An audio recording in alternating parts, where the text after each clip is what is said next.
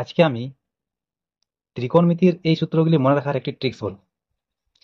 ট্রিক্সটি জানার আগে তোমরা আগে একটু সূত্রগুলো দেখে নাও। দেখো, সাইন থিটা সমান হচ্ছে লম্ব বাই অতিভুজ, কোস থিটা সমান ভূমি বাই অতিভুজ, ট্যান থিটা সমান হচ্ছে লম্ব বাই ভূমি। আবার কোসেক থিটা সমান হচ্ছে অতিভুজ বাই লম্ব, সেক থিটা সমান হচ্ছে অতিভুজ বাই ভূমি, আর কট থিটা সমান হচ্ছে ভূমি বাই লম্ব। এখানে দেখো, সাইন থিটা আর কোসেক থিটার মধ্যে সম্পর্কটা হচ্ছে, দেখো, অনন্যক সম্পর্ক। এখানে লম্ব বাই অতিভুজ আছে, এখানে অতিভুজ বাই লম্ব আছে। এখানে ভূমি বাই অতিভুজ আছে, এখানে অতিভুজ বাই ভূমি আছে। এখানে লম্ব বাই ভূমি আছে, এখানে দেখো ভূমি বাই লম্ব আছে। তাহলে সাইন থিটার সঙ্গে কোসেক থিটার সম্পর্ক আছে, যেটা অনন্যক সম্পর্ক। কস থিটা সমান সেক, মানে 1/sec থিটা, আর টেন থিটা সমান হচ্ছে 1/cot থিটা।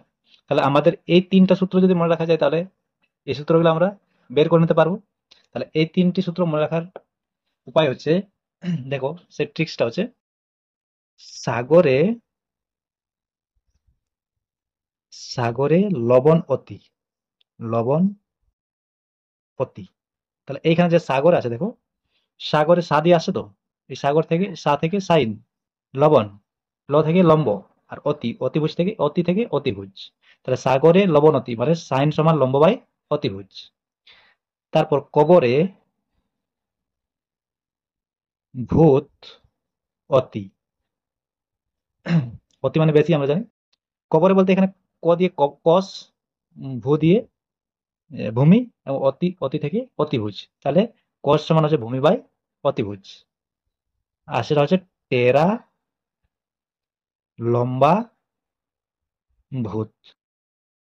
তাহলে এখানে টেরা বলতে টেন সমান হচ্ছে লম্ব বাই ভূমি। তাহলে এইখানে সাগরের লবণ অতি থেকে কি পাচ্ছি আমরা, সাইন সমান লম্ব বাই অতিভুজ। কবরে ভূত অতি থেকে আমরা কি পাচ্ছি, কস, কস সমান হচ্ছে ভূমি বাই অতিভুজ। টেরা লম্বা ভূত থেকে টেন সমান লম্ব বাই ভূমি। তাহলে এই হচ্ছে আমাদের মনে রাখার ট্রিক্স। আশা করি তোমরা ট্রিক্সটা থেকে তোমরা সূত্রগুলো সহজে মনে করতে পারবে। এই ধরনের ভিডিও পেতে তোমরা আমার চ্যানেলটাকে সাবস্ক্রাইব করে রাখো। আর তোমাদের অঙ্ক শেখার জন্য সেই চ্যানেলে তোমরা সবকিছু অঙ্ক শিখতে পারবে। ঠিক আছে, থ্যাংক ইউ।